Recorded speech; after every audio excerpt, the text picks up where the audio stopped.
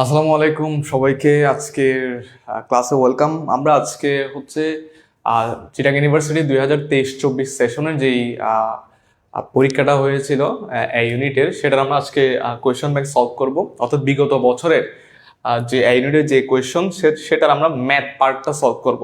তো আমরা বিগত যে লাইভ ক্লাস, আমাদের আগের লাইভ ক্লাস আমরা ঢাকা ইউনিভার্সিটির 23-24-এর প্রশ্নটা সলভ করছিলাম। তো আমরা আজকে চিটাগং ইউনিভার্সিটি 23-24-এর প্রশ্নটা সলভ করব। তার আগে একটা কথা বলে রাখি, সেটা হচ্ছে চিটাগং ইউনিভার্সিটির ক্ষেত্রে ম্যাথে হচ্ছে 25 নাম্বার।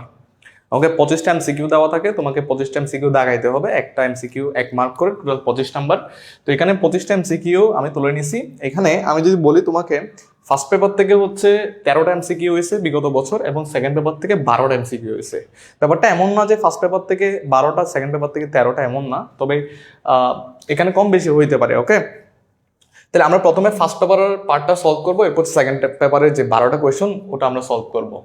ওকে, তাহলে আসো ফার্স্ট পেপারের এই যে প্রথম প্রশ্ন বলা হচ্ছে, limit of x tends to 0 e to the power x minus 2 e to the power 3x plus e to the power 5x divide by x square এর মান কত হবে। ওকে, তো এখন আমরা ঢাকা ইউনিভার্সিটির প্রশ্ন সলভ করছি। এখানেও আমাদের লিমিট থেকে একটা প্রবলেম আসছিল, যেটা মোটামুটি একটু বোঝার ছিল। তো এখানে এই প্রশ্নটা মোটামুটি সোজা হয়েছে, এমন না যে কঠিন হয়েছে। এখানে তোমাকে বলছে যে limit x tends to 0 e to the power x minus 2 e to the power 3x, 2 e to the power 3x plus e to the power 5x divide by x square. Okay, তো আমরা limit solve করার জন্য আমরা লাপিটার rule ব্যবহার করি।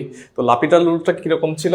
লাপিটার রুলটা ছিল যে উপরে উপরে ডিফারেন্সিয়েশন করব, নিচে ডিফারেন্সিয়েশন করব যেই লাইনে আমার 0 ডিভাইডেড বাই 0 ফরম্যাট, অর্থাৎ যেই লাইনে অসংজ্ঞায়িত অথবা অনির্ণেয়, এই দুটা ফরম্যাট যে লাইনে ভ্যানিশ হবে সেই লাইনে গিয়ে আমি লিমিটিং ভ্যালুটা বসাই দিব। ওকে, তাহলে উপর নিচে ডিফারেন্সিয়েশন করবা, উপর নিচে ডিফারেন্সিয়েশন করার পর যতবার করার পরে তোমার ইনফিনিটি ফরম্যাটটা ভ্যানিশ হবে, তখন তুমি লিমিটের ভ্যালুটা বসাই দিবা। ওকে, তো আমি যদি এখানে উপর নিচে যদি ডিফারেন্সিয়েশন করি, এই যে এই জায়গায় যদি ডিফারেন্সিয়েশন করি, e to the power x কে ডিফারেন্সিয়েশন করলে e to the power x minus, দেখো 2 e to the power 3x K differentiation করলে 3 ই টু দি পাওয়ার 3x, তাহলে 3 আর 2 গুণ হয়ে 6 হবে e to the power 3x। E to the power 5x কে differentiation করলে 5 ই টু দি পাওয়ার 5x, নিচে এটাকে ডিফারেন্সিয়েশন করলে 2x, এক্স স্কোয়ারকে ডিফারেন্সিয়েশন করলে 2x। এখনো যদি তুমি লিমিটটা বসাই দাও, এখানে বসাইলে 1, এখানে বসাইলে 6, এখানে বসাইলে 5, অর্থাৎ 1 আর 5 মিলে কত হবে? 6 হবে। মানে 0 ডিভাইডেড বাই 0 ফরম্যাট এখনো কিন্তু থেকে যাচ্ছে। এই জন্য তুমি আবার ডিফারেন্সিয়েশন করবা। আবার তুমি যদি ডিফারেন্সিয়েশন করো, তাহলে লিমিট এক্স টেন্ডস টু 0, তোমার এইটা তো বারবার লেখার দরকার নাই, তুমি জাস্ট এই অংশটা ডিফারেন্সিয়েশন করে করে দেখবা পরীক্ষার ফলে। ওকে, তাহলে এখানে যদি তুমি আবার ডিফারেন্সিয়েশন করো, তাহলে e to the power x minus 18 e to the power 3x, মানে 3 সামনে চলে আসবে, ই টু দি পাওয়ার 3x হবে, plus 25 E to the power 5x, নিচে হচ্ছে কি 2। এখন দেখো এই লাইনে তুমি যদি লিমিটিং ভ্যালুটা বসাও, তাহলে কিন্তু অনির্ণেয় অথবা অসংজ্ঞায়িত এই দুইটা ফরম্যাট থেকে কিন্তু একটা ফরম্যাটও আসতেছে না। তো এই জায়গায় তুমি কি করে দিতে পারবা? লিমিটের ভ্যালুটা বসাই দিতে পারবা। এবং লিমিটের ভ্যালু বসাইলে দেখো তো এখানে এখানে তুমি যদি 0 বসাই দাও, এখানে 1 হবে, মাইনাস এখানে 18 হবে, তারপর এখানে 25 হবে ডিভাইডেড বাই 2। তাহলে 25, 26, 26 থেকে 18 বিয়োগ করলে 6, 6কে 26 থেকে 18 বিয়োগ করলে 8, 8কে 2 দিয়ে ভাগ করলে তোমার আসতেছে কত? 4। তাহলে এখানে আনসার হবে গিয়ে কত? আমাদের 4। ওকে, ক্লিয়ার? এই প্রশ্নটা ক্লিয়ার? এই প্রশ্নটা কি ক্লিয়ার? এই প্রবলেমটা ক্লিয়ার? আমি একটু দেখি নিচে কতটুকু দেখা যাচ্ছে। ওকে, তাহলে আমরা দুইবার ডিফারেন্সিয়েশন করার পরে দেখতেছি যে লিমিটিং ভ্যালুটা বসাই দিলে আমাদের আর নিচে 0 নাই, তাহলে যে লাইনের নিচে 0 পাবো না আমরা, সেই লাইনে কিন্তু আমরা লিমিটিং ভ্যালুটা বসাই দিব। Okay, the next problem, y সমান tan inverse p plus qx divided by q minus px হয়, তবে dy dx এর মান কত? অর্থাৎ তোমাকে একটা ফাংশন দেওয়া আছে, ইনভার্স ফাংশন দেওয়া আছে, তোমাকে এইটাকে ডিফারেন্সিয়েশন করতে হবে। ওকে, আমরা একটু অপেক্ষা করি, 2 মিনিট, আজানটা দিচ্ছে, এটা শেষ হোক।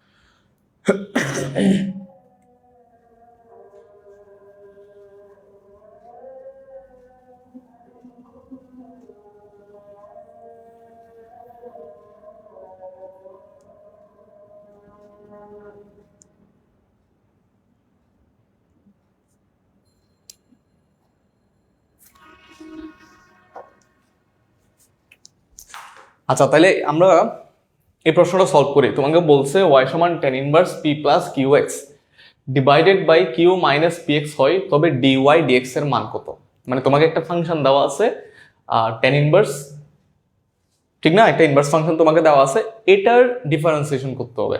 ওকে, তো আমাদের এরকম tan ইনভার্স যদি এরকম যদি ফ্র্যাকশন থাকে, এই রিলেটেড আমরা দুইটা ফর্মুলা জানি। একটা হচ্ছে tan inverse x plus tan inverse y equals to tan inverse x plus y divided by 1 minus xy। অর্থাৎ আমাদের কাছে যদি এই ধরনের কোনো রাশি থাকে, তাহলে আমরা এটাকে চাইলে প্লাস আকারে লিখতে পারি।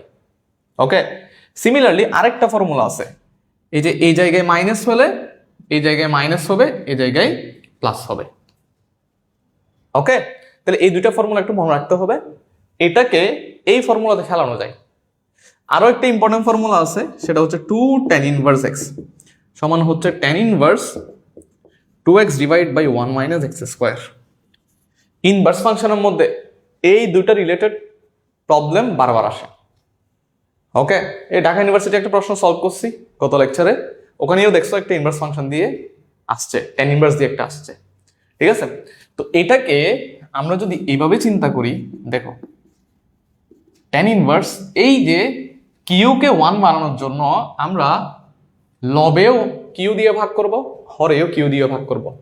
অর্থাৎ এটাকে 1 বানানোর জন্য আমি যদি কিউ দিয়ে ভাগ করি, তাহলে 1 minus p divided by q into x, ঠিক না? তাহলে যেহেতু নিচে আমি কিউ দিয়ে ডিভাইড করছি, উপরে আমাকে কিউ দিয়ে ডিভাইড করতে হবে। ওকে, এইবার দেখো তো, এইটাকে এক্স এটাকে ওয়াই চিন্তা করলে tan inverse x plus y 1 minus x y, তাহলে কোন ফর্মুলাতে ফেলতে পারবা? তুমি এই ফর্মুলাতে ফেলতে পারবা। যেহেতু প্লাস আছে উপরে, তাহলে tan inverse x plus tan inverse y, y মানে হচ্ছে x। ওকে, এখন এই অংশটাকে ডিফারেন্সিয়েশন করলে যেটা আসবে dy dx, এই অংশটাকে ডিফারেন্সিয়েশন করলে dy dx আসবে, যেহেতু একই রাশি। তাহলে এটাকে যদি তুমি ডিফারেন্সিয়েশন করো dy dx, দেখো এখানে কিন্তু x নাই, তার মানে পুরো অংশটাই হচ্ছে গিয়ে কি কনস্ট্যান্ট। তাহলে কনস্ট্যান্টকে তুমি ডিফারেন্সিয়েট করলে কত আসবে? 0 আসবে। আর tan ইনভার্স x কে ডিফারেন্সিয়েট করলে 1 divide by 1 plus x square আসবে। তাহলে এটার আনসার কত হবে 1 divide by 1 plus x square. Answer কত হবে 1 divide by 1 plus x square. Okay, তাহলে এরকম যদি তুমি দেখো যে এরকম যদি দেওয়া থাকে, এরকম অনুশীলনীতেও অনেকগুলো প্রবলেম ছিল যে এরকম দেওয়া ছিল যে tan inverse a plus bx divide by তারপর হচ্ছে b মাইনাস এক্স। অনুশীলনীতে এরকম একটা প্রবলেম দেওয়া আছে, ঠিক আছে? জাস্ট তোমাকে এ আর বি চেঞ্জ করে তারা পি আর কিউ দিয়ে দিছে, হুবহু অনুশীলনী থেকে আসছে। ওকে, এরপরে এই প্রবলেমটা সেম টাইপ ঢাকা ইউনিভার্সিটিতেও আসছে যে ডিফারেন্সিয়েশনের ইন্টিগ্রেশনের একটা শর্টকাট ছিল। ইন্টিগ্রেশনের শর্টকাটটা ছিল এরকম যে ইন্টিগ্রেশন তুমি যদি তোমার কাছে যদি রুট ওভার একটা ফাংশন থাকে এবং উপরে যদি তার ডেরিভেটিভ থাকে, তখন তার আনসার হচ্ছে 2 রুট ওভার সেই ফাংশনটা। একটা ফাংশন তার ডেরিভেটিভ থাকলে 2 রুট ওভার সেই ফাংশনটা প্লাস সি। ঢাকা ইউনিভার্সিটিতে এরকম একটা প্রশ্ন আসছে সেম। তো এখানে নিচে ধরো আমি যদি এই এই এই অংশটাকে ধরো এই যে root over 1 plus 10x 1 divided by cos square x কে কি লিখতে পারি? sec স্কয়ার x লিখতে পারি না? তাহলে যদি sec স্কয়ার x হয় dx টা পাশে লিখি, তো দেখো তো যে 1 প্লাস 10x এটাকে ডিফারেন্সিয়েশন করলে sec স্কয়ার x আসে কিনা। 1 কে ডিফারেন্সিয়েশন করলে 0, 10 কে ডিফারেন্সিয়েশন করলে sec স্কয়ার। ওকে, তাহলে যেহেতু নিচেরটাকে ডিফারেন্সিয়েশন করলে উপরেরটা আসে এবং একটা রুট আছে, তাহলে এটার আনসার হচ্ছে 2 রুট ওভার 1 প্লাস 10x। বুঝা গেল? আনসার হচ্ছে 2 root over 1 plus 10x। Okay, 2 root over 1 plus 10x plus c। এত সমীকরণটি কি নির্দেশ করে? এত সমীকরণটি কি নির্দেশ করে? আমার কাছে আজকে মোবাইল টোবাইল নেই কমেন্ট দেখার জন্য, আমি একটু এদিকে গিয়ে দেখি। কেউ যদি থাকো তাহলে কমেন্ট করতে পারো, আমি এসে এসে চেক করব। ওকে, এত সমীকরণটি কি নির্দেশ করে? বৃত্ত, উপবৃত্ত, অধিবৃত্ত, সরলরেখা। প্রথম কথা হচ্ছে সরলরেখার সমীকরণে সবসময় চলকের পাওয়ার 1 হয়। একটা সরলরেখার সমীকরণে সবসময় চলকের পাওয়ার 1 হবে। ওকে, তাহলে এখানে এই যে দেখো এ স্কয়ার দেখে এটা অনেকে কনফিউজড হয়ে যাবে। দেখো আমি কিন্তু বলছি চলকের পাওয়ার 1 হবে, ধ্রুবকের পাওয়ার কিরকম হবে না হবে এটা নিয়ে আমার কোনো মাথা ব্যথা নাই। তাহলে এখানে চলক হচ্ছে এক্স আর ওয়াই, তাহলে এক্স এর পাওয়ার 1, ওয়াই এর পাওয়ার 1, তাহলে এটা কিসের সমীকরণ হবে? সরলরেখার সমীকরণ হবে। ঠিক আছে, দেখা মাত্র আনসার। জি অফ এক্স সমান এটা ফাংশন থেকে আসছে।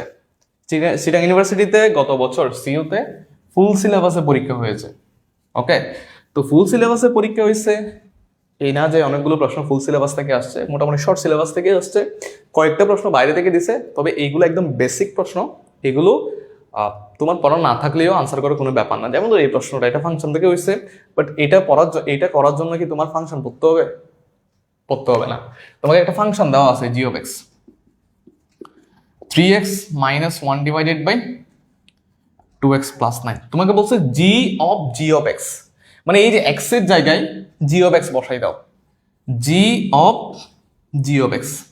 তাহলে এক্স এর জায়গায় যদি জি অফ এক্স বসাই দাও, জি অফ এক্স মানে হচ্ছে এটা, তাহলে এক্স এর জায়গায় পুরোটা বসাই দিতে হবে 3 ইন্টু এই যে এক্স এর জায়গায় 3x minus 1 divided by 2x plus 9 minus 1, 2 into 3x minus 1 divided by 2x plus 9 plus 9। অর্থাৎ এক্স এর জায়গায় তুমি পুরো ফাংশনটাকে বসাই দিবা আবার। ওকে, এখন যদি এখানে ক্যালকুলেশন করো যে 2x প্লাস 9 দিয়ে গুণ করো, এটা দিয়ে গুণ করো, এটা দিয়ে এই পুরো পদটাকে গুণ করলে কত হবে? 9x মাইনাস 3, এটাকে গুণ করলে মাইনাস 2x মাইনাস 9, আর এটা দিয়ে এই পুরো পদটাকে গুণ করলে 6x মাইনাস 2, আর এটাকে গুণ করলে 18x প্লাস 81। ওকে, 9x থেকে 2x গেলে 7x, minus 9 minus 3 minus 12, 7x minus 12 উপরে কোথাও নাই, শুধুমাত্র এটাতে আছে। তাহলে নিচেরটা আর ক্যালকুলেশন করার দরকার নাই। ওকে, নিচেরটা আর ক্যালকুলেশন করার দরকার নাই। নেক্সট প্রশ্ন, ম্যাট্রিক্স থেকে প্রশ্ন করছে, একটা তারা কর্ণ ম্যাট্রিক্স দিছে, বলছে a কিউব মাইনাস 7i3 সমান কত? কর্ণ ম্যাট্রিক্সকে পাওয়ার করা খুবই সোজা, কারণ এখানে গুণ করতে হয় না, তুমি ডিরেক্টলি কর্ণের উপাদানগুলোকে পাওয়ার করে দিবা। তোমার চাইছে a কিউব মাইনাস 7i3, তাহলে a কিউব মানে কর্ণের উপাদানগুলোকে কিউব করে দিবা। কর্ণ ম্যাট্রিক্সের পাওয়ার করা মানে কর্ণের উপাদানগুলোকে পাওয়ার করা। তাহলে 2 কে পাওয়ার করে দিলে কত হবে? 8, 2 কিউব করে দিলে 0, 8, 0, 0, 0, 8। ওকে, এবার মাইনাস 7i3, দেখো i3 মানে হচ্ছে কর্ণ বরাবর 1, তাকে 7 দিয়ে গুণ করা মানে হচ্ছে কর্ণের উপাদানগুলোকে 7 দিয়ে গুণ করা। তাহলে 7, 0, 0, 0, 7, 0, 0, 0, 7, এগুলো আবার করতে হয় নাকি? এগুলো জাস্ট চিন্তা করলে হয়ে যায়, তোমার এভাবে রাফ করার দরকার নাই খাতায়। তাহলে কত হবে? 1, 1, 1 হবে, যেহেতু 3/3 মাত্রার ম্যাট্রিক্স, i3 হবে, i3 হবে। ওকে, বলে রাখি সিওর ক্ষেত্রে কিন্তু ক্যালকুলেটর ব্যবহার করা যায়, তুমি 100 ms ক্যালকুলেটর ব্যবহার করতে পারবা। ওকে, তো এখানে তুমি যেগুলো আসলে 2-1 লাইন করলে হয়ে যাচ্ছে, সেগুলোর জন্য তুমি 100 ms ক্যালকুলেটর ইউজ করিও না, কারণ 100 ms ক্যালকুলেটরে ফ্র্যাকশন টাইপের তো কোনো ক্যালকুলেশন করা যায়, বাট একটু জটিল হয়ে যায়। ওকে, এজন্য একটু হাতে কলমে করার চেষ্টা করি। 7 নম্বর প্রশ্ন, খুব সুন্দর একটা প্রশ্ন দিয়েছে। এখানে তোমাকে y সমান e two the power x, দেখো তোমাকে দিছে y সমান e two the power x plus e two the power x plus e two the power x plus এভাবে ইনফিনিটি পর্যন্ত বলছে dy dx। খেয়াল করো, এটা হচ্ছে ফাংশনের উপর ফাংশন। ফাংশনের উপর যদি ফাংশন থাকে তাহলে আমরা উভয় পাশে ln নিয়ে আসি। কি নিয়ে আসি? উভয় পাশে ln নিয়ে আসি ডিফারেন্সিয়েশন করার জন্য। এখানে আগে একটা কাজ করতে হবে, সেটা হচ্ছে যেহেতু ইনফিনিটি পর্যন্ত যাচ্ছে, তুমি একটু চিন্তা করো y সমান e two the power x plus e two the power x plus e two the power x। এই যে এখান থেকে এতটুকু পর্যন্ত দেখো তো, এটাও e two the power x plus e two the power x plus e two the power x। তাহলে y এর চেহারা যেরকম, এখান থেকে এতটুকু চেহারাও একই রকম। এজন্য তুমি কি করতে পারবা? y রিপ্লেস করতে পারবা। ওকে, এখন তুমি যদি উভয় পাশে ln নাও, এখানে ln y, এখানে ln নিলে পাওয়ারটা সামনে চলে আসবে, x plus y ln e হবে, ln e এর মান হচ্ছে 1। এবার তুমি যদি ডিফারেন্সিয়েট করো 1 divide by y dy dx সমান, এটাকে ডিফারেন্সিয়েশন করলে 1, এটাকে ডিফারেন্সিয়েশন করলে dy dx। ওকে, তাহলে dy dx কত হবে? ডিরেক্ট চিন্তা করো, এখানে থাকবে 1, এটা এদিকে আনলে dy dx কমন দিলে 1 divide by y minus 1। 1 divide by y minus 1 মানে হচ্ছে এই যে 1 ডিভাইড বাই y মাইনাস 1। আচ্ছা, এদিকে লিখি, সমস্যা নেই। 1 ডিভাইড বাই y মাইনাস 1 সমান হচ্ছে গিয়ে কি 1। এটা মানে হচ্ছে 1 minus y divide by y, যেটা ওদিকে গেলে কত হবে? y divide by 1 minus y। Answer হচ্ছে সি। ঠিক আছে, আনসার কত হবে? সি হবে। ওকে, দেন এককের কাল্পনিক মূল ওমেগা হলে x প্লাস 1 একটা নির্ণায়ক দেওয়া আছে। এককের কাল্পনিক মূল ওমেগা হলে এত এর সমাধান কোনটি? সমাধান মানে হচ্ছে চলকের ভ্যালু বের করা। তো এখানে চলক হিসেবে কি আছে? x আছে। তো তোমাকে বেসিক্যালি এখান থেকে কি বের করতে হবে? x এর ভ্যালু বের করতে হবে। ওকে, এখন তুমি দেখো এখানে অপশন টেস্ট করবা। এটা নিয়ে তুমি যদি আগাও তাহলে তোমার প্রবলেমটা বড় হয়ে যাবে। এমনি নর্মালি এই যে x এর মান 0 অথবা 1, এই দুইটা বসাই তুমি টেস্ট করতে পারো। আমি যদি ডিরেক্টলি 0 বসাই দিই, এটা কাইন্ড অফ 2 লাইন অ্যাডভান্স চিন্তা করা। 2 লাইন অ্যাডভান্স চিন্তা করা। তুমি যদি এখানে 0 বসাই দাও, তাহলে দেখো তো তোমার নির্ণায়কটা এরকম হচ্ছে 1 omega, omega square, omega, omega square, 1 omega square, 1 omega. এখন তুমি দেখো তো, ধরো তুমি 0 বসাইছো, তাহলে তোমার মাথায় আসবে হচ্ছে এই নির্ণায়কটা। এইবার এটা এটা এটা তিনোটা যোগ করলে 1 plus omega plus omega square. এটা এটা এটা 1 plus omega plus omega square. এটা এটা এটা 1 plus omega plus omega square. বাকিটা কিরকম হবে এটা আমার দেখার বিষয় না, ঠিক না? এখানে আরো 2টা কলাম হবে। এখন দেখো এটা হচ্ছে 0, এটা হচ্ছে 0, এটা হচ্ছে 0। কেন? কারণ এককের ঘনমূলগুলোর যোগফল হচ্ছে 0, গুণফল হচ্ছে 1। তাহলে এটা যদি 0 হয়, এটা যদি 0 হয়, এটা যদি 0 হয়, তাহলে নির্ণায়কের মানটাই হচ্ছে 0। অর্থাৎ এক্স এর মান তুমি যদি 0 বসাও, নির্ণায়কের মান 0 আসতেছে। তাহলে এক্স সমান 0 হবে ওই নির্ণায়কের একটা সমাধান। কথা বুঝছো? এক্স এর মান একটা ইকুয়েশনে, ধরো তোমার একটা ইকুয়েশন আছে x² - 5x + 6। তাহলে এখানে এক্স এর মান আসলে কারা, যাদেরকে বসাইলে 0 হবে, ঠিক না? তাহলে এখানে x সমান 0 বসায় আমি এই নির্ণায়কের ভ্যালু 0 পাইছি। তাহলে এই নির্ণায়ক থেকে তুমি যদি x এর মান বের করো তাহলে 0 পাবা। কথা বুঝছো? তো এই জিনিসটা হচ্ছে একটু চিন্তা করার বিষয়। তুমি এখানে খাতা কলম নিয়ে 2-3 লাইন এগুলো চিন্তা করতে না পারলে আসলে কঠিন হয়ে যাবে তোমার জন্য এমসিকিউ দাগানো। কারণ তো ওখানে তো তুমি মেলা পেজ পাবা না ক্যালকুলেশন করার জন্য। প্রশ্নে যতটুকু জায়গা থাকবে ততটুকুই তুমি ক্যালকুলেশন করতে পারবে। কথা বুঝছো? কথা বুঝছো? তাহলে এখানে বসানোর পরে এই নির্ণায়কটা চিন্তা করতে হবে। এরপর দেখা যাচ্ছে যে 3টা কলাম যোগ করলে তো যে কোনো একটা কলাম 0 চলে আসতেছে। ওকে, তাহলে x সমান 0 হচ্ছে সেই নির্ণায়কের থেকে পাওয়া x এর ভ্যালু। কথা বুঝছো? নেক্সট প্রবলেম, এটা ম্যাট্রিক্সের একটা নর্মাল ম্যাথ, ম্যাট্রিক্সের একটা নর্মাল প্রবলেম। জাস্ট একটা ম্যাট্রিক্স দেওয়া আছে 2x2, এটাকে স্কোয়ার করে দিবা, 3 যোগ করবা। এটা আমি করাই দিব না, এটা করলে শূন্য ম্যাট্রিক্স আসবে, মানে 0 0 আসবে। এত এত বিন্দুদ্বয়ের সংযোগ সরল রেখা x অক্ষের সাথে কত কোণ উৎপন্ন করে? এত এত বিন্দুদ্বয়ের সংযোগ সরল রেখা x অক্ষের সাথে কত কোণ উৎপন্ন করে? এগুলো একদম বাচ্চা লেভেলের প্রবলেম, 9 10 পড়ছো, ইন্টারে পড়ছো, অহরহ পড়ছো। তাহলে 2টা বিন্দু দেওয়া আছে, তোমার লাগবে কত কোণ উৎপন্ন করে। তাইলে আমরা জানি m সমান tan θ সমান, আমাকে যদি 2টা বিন্দুগামী দিয়ে তার যদি ঢাল চাই তাহলে m সমান এটা। 2টা বিন্দু দিয়ে যদি কোণ চাই তাহলে tan θ সমান হচ্ছে এটা। তাহলে tan θ সমান y2 - y1 -2 + 1 x2 - x1। এখানে এই যে থেটার পরিচয়টা কি ছিল? x অক্ষের ধনাত্মক দিকের সাথে উৎপন্ন কোণ, x অক্ষের পজিটিভ দিকের সাথে উৎপন্ন কোণ।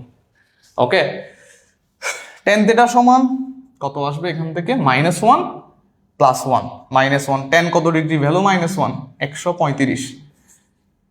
135।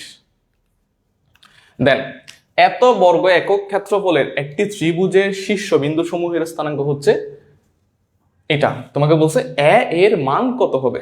তাহলে ক্ষেত্রফল দেওয়া আছে, এখান থেকে এর মান বের করতে হবে। ক্ষেত্রফল দেওয়া আছে, এখান থেকে এর মান বের করতে হবে। তাহলে দেখো ক্ষেত্রফল বের করার সূত্র হচ্ছে হাফ। ডিরেক্টলি তুমি যদি বের করতে চাও তাহলে এখানে হবে x1 - x2, এখানে হবে x2 - x3, y1 - y2, y2 - y3 বসাই দাও। x1 - x2 -4 -1 3 হবে, -1 -a, y1 - y2 6 - 2 8 -2 -2 0 = 16। এটা গুণ করলে 0, 2 ওইদিকে নিয়ে গেলে 32, এটা গুণ করলে একটা মাইনাস আসবে, 8 আসবে, -1 -a। ওকে, তাহলে 8 প্লাস 8 সমান 32, 8 সমান হচ্ছে 24, এ সমান হচ্ছে 3, এ সমান হচ্ছে 3, এ সমান কত বেরিয়েছে?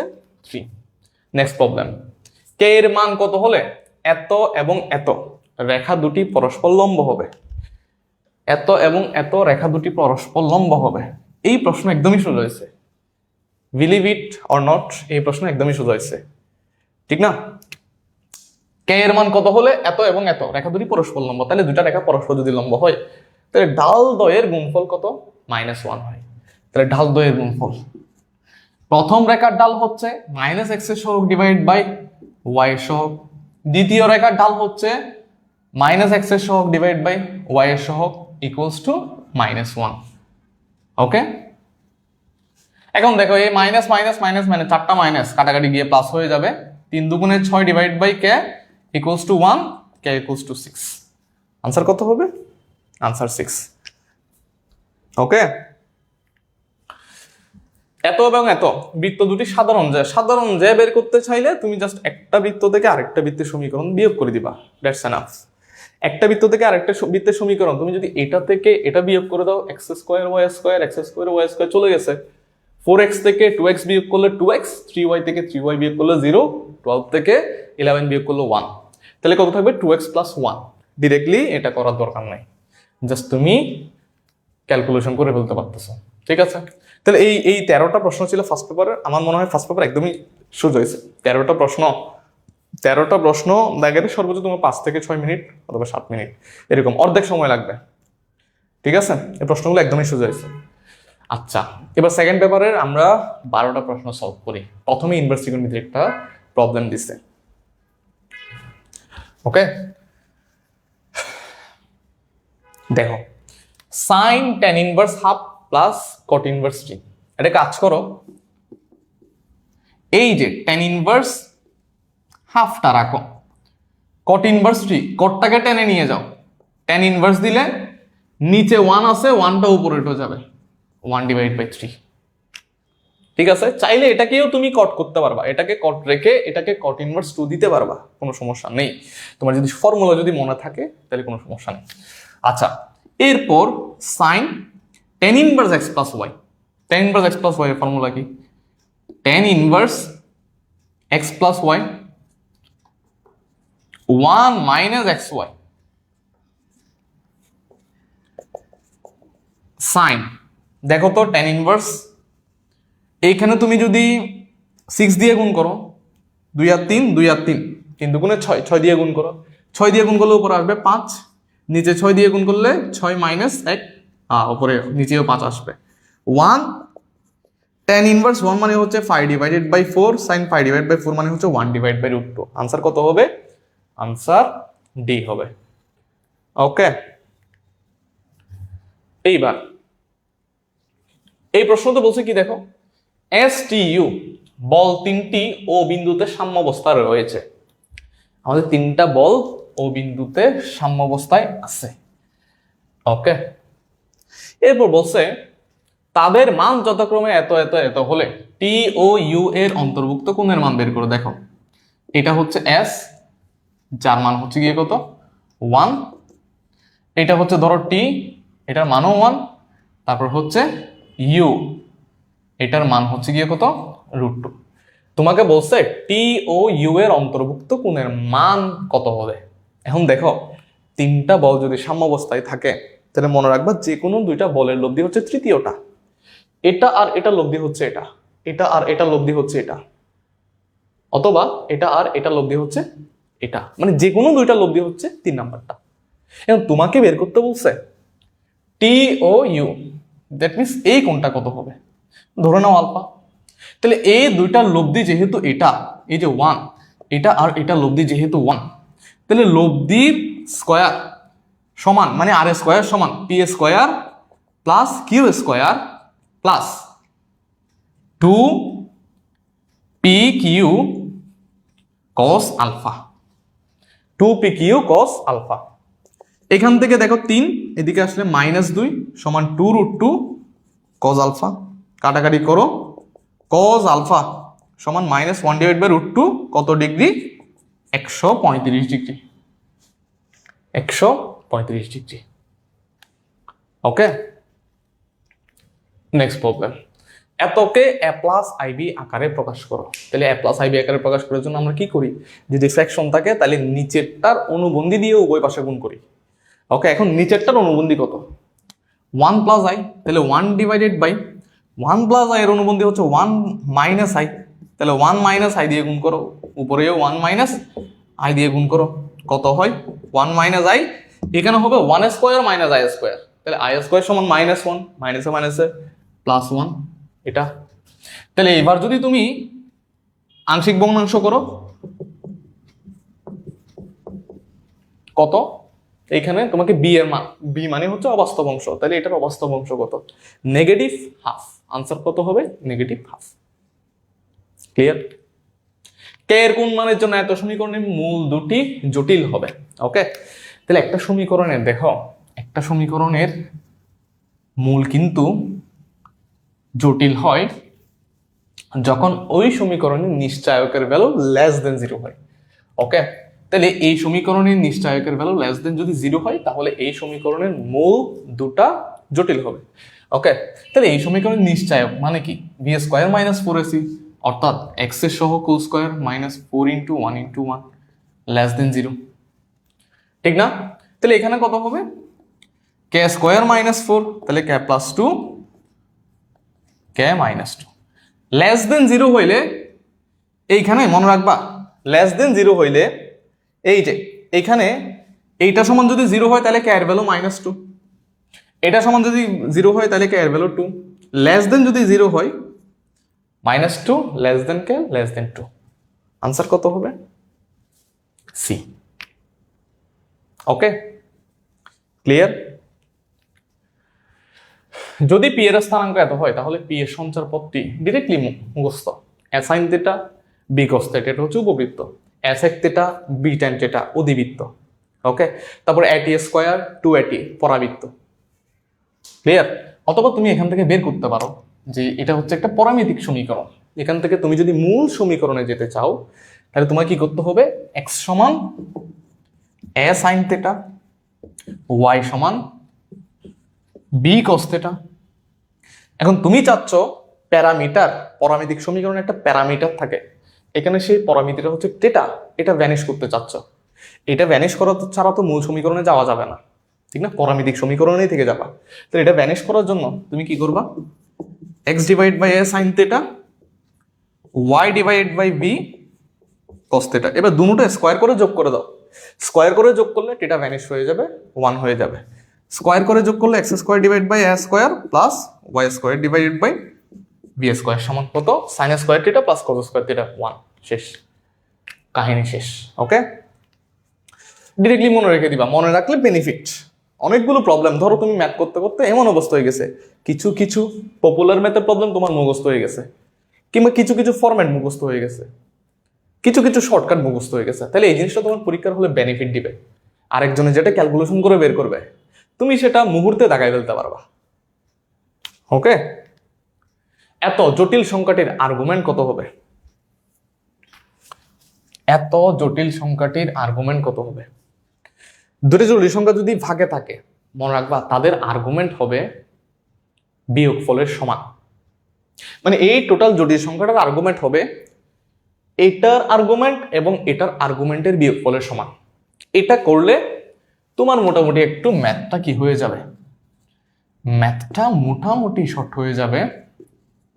যেহেতু সিইউতে ক্যালকুলেটর অ্যালাউড সেহেতু তুমি কি করবা, এমএসও যদি তোমার থেকে থাকে 5 মাইনাস আই দিবা, ভাগ দিবা 2 মাইনাস 3i দিবা, এরপর ডিরেক্টলি এ প্লাস আইবি ফরম্যাট পেয়ে যাবা। তখন এটার আর্গুমেন্ট বের করে দিলে হবে। যেহেতু আমরা হাতে কলমে করতেছি আমরা দেখাই এই জিনিসটা পুরোটা, ঠিক আছে? তাহলে এখানে দেখো এটা এই টোটাল জটিল সংখ্যার টোটাল আর্গুমেন্ট হচ্ছে এটার আর্গুমেন্ট মাইনাস এটার আর্গুমেন্ট। এটা আর্গুমেন্টের একটা বৈশিষ্ট্য ছিল, ঠিক না? আর্গুমেন্টের একটা বৈশিষ্ট্য অনেকটা ওই যে লগের মতো।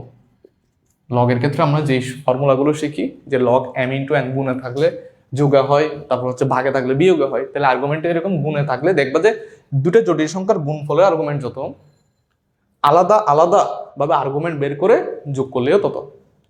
দুটো জটিল সংখ্যার ভাগফলের আর্গুমেন্ট যত, আলাদা আলাদা আর্গুমেন্ট বের করে ভাগ করলেও তত আসবে। ওকে, এখন এটার আর্গুমেন্ট কত বলো, tan ইনভার্স। দেখো এটা কোন চতুর্ভাগে, x positive y negative, 4 number চতুর্ভাগে আর্গুমেন্ট মানে হচ্ছে মাইনাস tan ইনভার্স ওয়াই এর value divided by modulus of y, y এর মান হচ্ছে -1 ডিভাইডেড বাই 5। তারপর হচ্ছে মাইনাস, যেহেতু এটাও সেম চতুর্ভাগে মাইনাসে মাইনাসে প্লাস tan ইনভার্স -3/2। তাহলে কত আসতেছে, এখানে আসতেছে tan ইনভার্স 3 ডিভাইডেড বাই 2, তারপর এখানে আসতেছে minus tan inverse 1 divide by 5।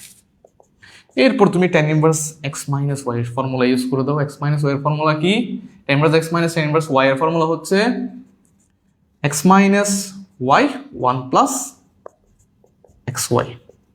ঠিক আছে, এখন 10 দিয়ে গুণ করে দিলে কত হবে? 10 দিয়ে গুণ করলে এখানে 15, 13, আর এখানে 10 দিয়ে গুণ করলে 13, এটা ক্যান্সেল হয়ে tan ইনভার্স 1, tan ইনভার্স 1 এর ভ্যালু হচ্ছে 5 ডিভাইডেড বাই 4। আনসার কত হবে? 5 ডিভাইডেড বাই 4। ওকে, আনসার কত হবে? 5 ডিভাইডেড বাই 4। 19 নম্বর বললাম। এরপর 20 নম্বর, তোমাকে একটা সমীকরণ দেওয়া আছে, বলছে একটি পরাবৃত্তের সমীকরণ এত হলে তার উৎকেন্দ্রিকতা নিচের কোনটা? এখন উপবৃত্তের ক্ষেত্রে আমরা উৎকেন্দ্রিকতা কিভাবে বের করি? উপবৃত্তের ক্ষেত্রে উৎকেন্দ্রিকতা কিভাবে বের করি বলো দেখি। উপবৃত্তের উৎকেন্দ্রিকতা দেখো, 3x স্কয়ার 5y স্কয়ার সমান 15। এটা মানে হচ্ছে x স্কয়ার ডিভাইড বাই, তুমি 15 দিয়ে ডিভাইড করে দিলে 1। দ্যাট মিনস a স্কয়ারের ভ্যালু হচ্ছে 5, এটা হচ্ছে a স্কয়ার, এটা হচ্ছে b স্কয়ার। তো উপবৃত্তের ক্ষেত্রে উৎকেন্দ্রিকতা কত হয়? e সমান √1 মাইনাস, নিচে হবে সবসময় বড়টা, উপরে হবে ছোটটা। তাহলে ছোট কত? 3 মানে b স্কয়ার, আর বড় কত?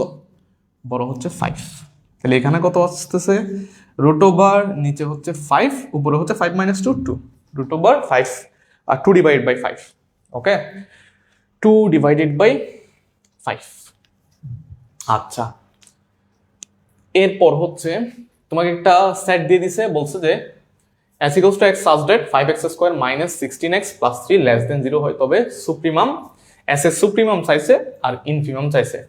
ওকে, তাহলে এটা যদি তুমি প্রথমে সলভ করো, s সমান s x such that, এটা সলভ করলে কত হবে? 5x square. ডিরেক্টলি ক্যালকুলেটরে করে ফেলতে পারবা, যেহেতু ক্যালকুলেটর ms ক্যালকুলেটর নিবা। ms ক্যালকুলেটরে কিন্তু 100 ms এ দ্বিঘাত সমীকরণ সলভ করা যায়। 5x স্কয়ার মাইনাস, এটাকে দেখো 3 5 15, তাহলে minus 15 x minus x plus 3 less than 0। তাহলে এখানে কত হচ্ছে? এইখানে কত হচ্ছে? 5x কমন নিলে x মাইনাস 3, তারপর মাইনাস 1 কমন নিলে কত হচ্ছে? x minus 3 less than 0। তাহলে x মাইনাস 3 হচ্ছে 5x মাইনাস 1 হচ্ছে লেস দেন 0। এখন দেখো, এই যে এটা ধরো সংকরেখা, এটা সমান 0 ধরলে 3, এটা সমান 0 ধরলে 1 ডিভাইডেড বাই, যেহেতু লেস দেন 0 তাহলে এখান থেকে এতটুকু হচ্ছে x এর ভ্যালু। ওকে, তাহলে এখান থেকে যদি এতটুকু x এর ভ্যালু হয়, তাহলে এখানে সুপ্রিমাম কত? এখানে হচ্ছে সুপ্রিমাম হচ্ছে 3 আর ইনফিমাম হচ্ছে 1 ডিভাইডেড বাই 5। ওকে, তাহলে কত হবে? 3 1 ডিভাইডেড বাই 5। সমমানের দুটি বলের লব্ধির বর্গ বল দ্বয়ের গুণফলের 3 গুণ হলে তাদের মধ্যবর্তী কোণের মান কত হবে? এখানে বুঝছো, এরকম অনেক অনেক শর্টকাট বইয়ে দেওয়া আছে।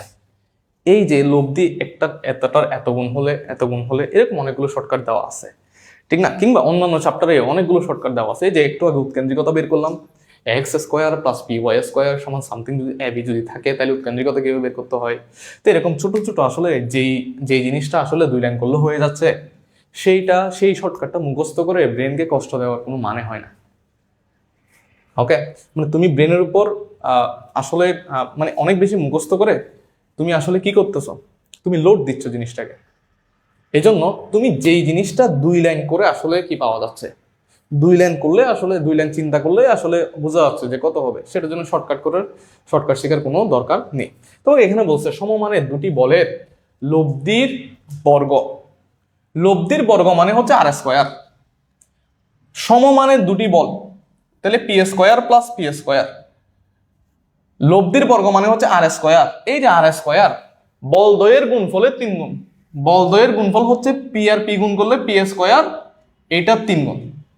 মানে আর স্কয়ারের যে ভ্যালুটা সেটা হচ্ছে এই যে সমমানের দুটা বলের গুণফলের 3 গুণ। গুণফল মানে হচ্ছে পি স্কয়ার, 3 গুণ মানে হচ্ছে 3 plus 2 p square cos alpha. P আর পি গুণ করলে p square cos alpha. Okay, অর্থাৎ এর আগের লাইনটা এটা ছিল আর কি।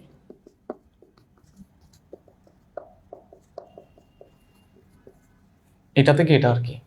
তো পরীক্ষার হলো তো এগুলো লেখার দরকার নাই। তো এখানে দেখো 3p² থাকবে, এখানে এখানে 2p², তারপর 2p² cos আলফা হবে। তাহলে এই যে এটা হাফ cos আলফা, তাহলে আলফা কত? আলফা হচ্ছে 60 ডিগ্রি। 60 ডিগ্রি ভ্যালু হচ্ছে গিয়ে কত? হাফ। বোঝা গেল?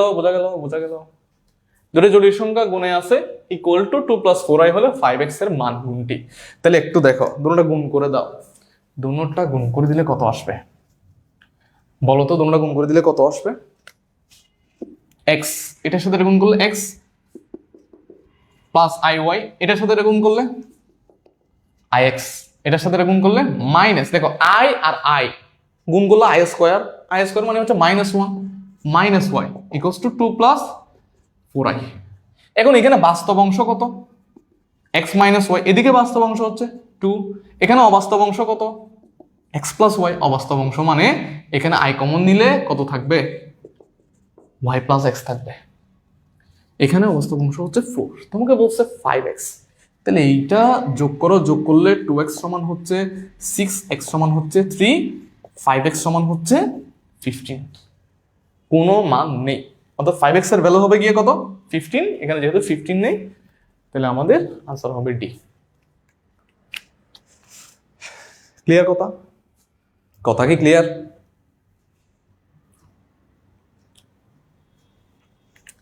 নেক্সট 24 নম্বর।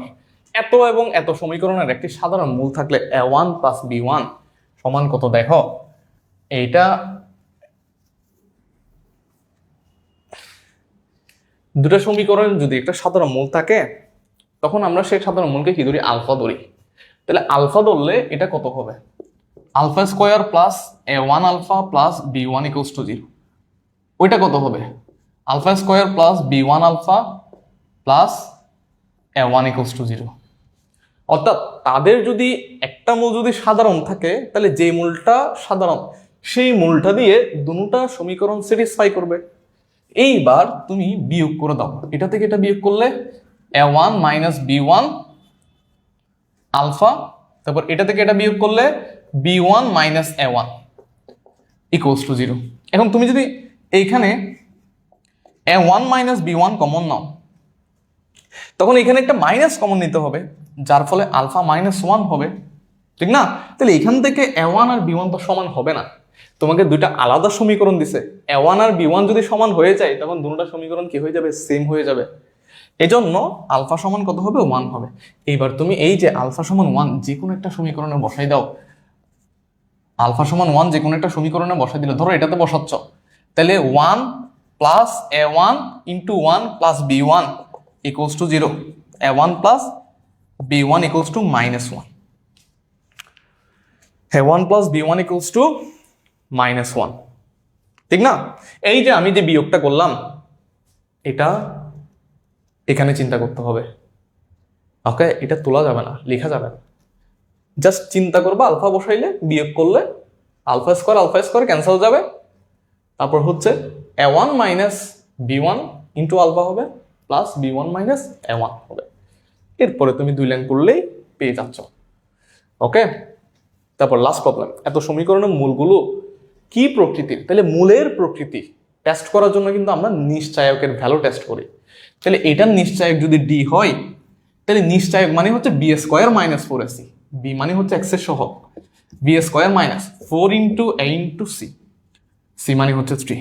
তাহলে 4 × 16, 16 থেকে 12, 4 মানে দেখো এটা 0 না, 0 হইলে সমান, তাহলে এটা বাদ যাবে, সমান হবে না, অসমান হবে, ঠিক না? তারপর হচ্ছে এটা >0 হইলে বাস্তব, এখানে অবাস্তব আছে, এটাও বাদ যাবে।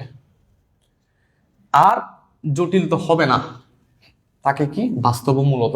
মূলদ কেন হচ্ছে? যদি >0 হয় এবং এই যে b² - 4ac যদি পূর্ণবর্গ সংখ্যা হয়, তাহলে মূলদ্বয় সবসময়